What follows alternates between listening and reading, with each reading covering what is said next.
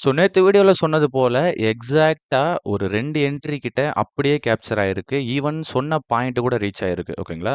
So first பார்த்தீங்கன்னா, 2500 break ஆகுது அப்படின்னா, மார்க்கெட்ல கண்டிப்பா 20-30 பாயிண்ட்ஸ் கிட்ட உங்களுக்கு என்ட்ரி இருக்கும் அப்படின்றது போல நான் சொல்லியிருப்பேன். ஸோ பிரேக் ஆனது பட் எம்டிசி செட்டப் குடுத்த கன்ஃபர்மேஷன்ஸ் பார்த்தீங்கன்னா, 10:35க்கு தான். ஸோ 10:35க்கு என்ட்ரி எடுத்து 25,150 வர தாராளமா ஹோல்ட் பண்ணுங்க. ஒரு 30-40 பாயிண்ட்ஸ் வர நான் கிடைக்கும் அப்படின்னு சொல்லியிருந்தேன்.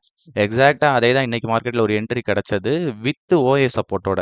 செகண்டு சேம் ஒரு எம்டிசி செட்டப் கிடைச்சிருந்தது. இது உங்களுக்கு இங்க ஸ்பாட்ல பார்க்கறதுக்கு எஸ்எல் மாரி தெரிஞ்சிருக்கும். பட் ஃபியூச்சர்ல பார்த்தீங்கன்னா, அது எஸ்எல்லுக்குலாம் ரீச் பண்ணவே கிடையாது. ஓகேங்களா? இது ஃபுல்லாவே ஓவரால் டைவர்ஜென்ஸ். இது வந்து ஃபியூச்சர் சார்ட் கீழ இருக்கிறது. ஓகேங்களா?